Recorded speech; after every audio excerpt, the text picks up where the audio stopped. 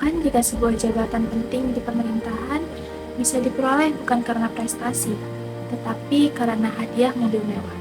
Itulah yang diduga terjadi dalam kasus suap jabatan Sekda Kabupaten Kuantan Sengingi.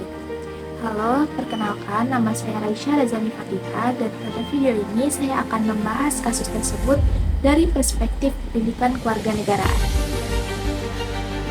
Kasus ini terungkap setelah KPK melakukan operasi tangkap tangan atau OOT pada 29 Juni tahun 2026.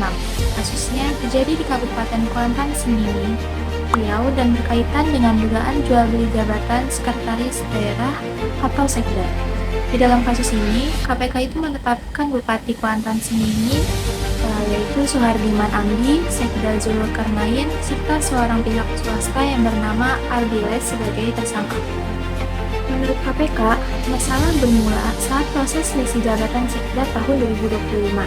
Diduga ada permintaan sebuah mobil Toyota Land Cruiser sebagai syarat untuk mendapatkan jabatan tersebut. Nah, dari kedua kandidat yang mengikuti seleksi, hanya Zulkarnain yang memenuhi permintaan itu, sehingga akhirnya terpilih menjadi Sekda Kabupaten Kuantan Sengingi. Yang lebih mengejutkan, KPK juga menemukan dugaan praktik serupa yang sudah terjadi sebelumnya.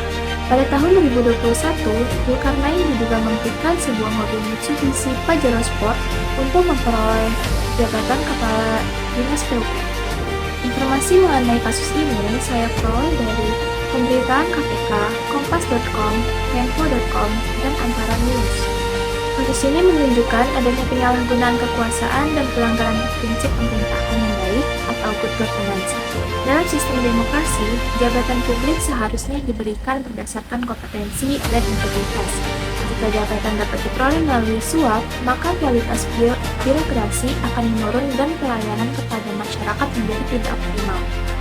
Kasus ini juga bertentangan dengan nilai Pancasila, khususnya sila kedua tentang kemanusiaan yang adil dan beradab, serta sila kelima tentang keadilan sosial bagi seluruh rakyat Indonesia.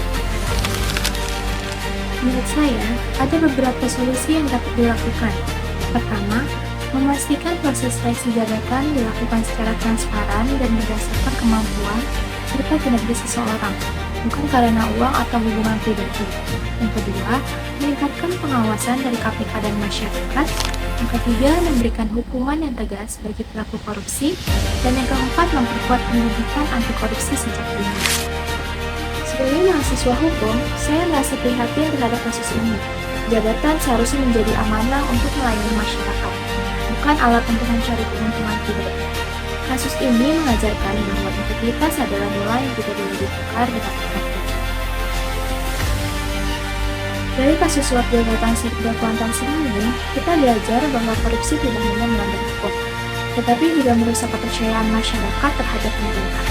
Mari bersama-sama menjaga nilai kejujuran dan mendukung kinerja pemerintahan yang bersih dari korupsi.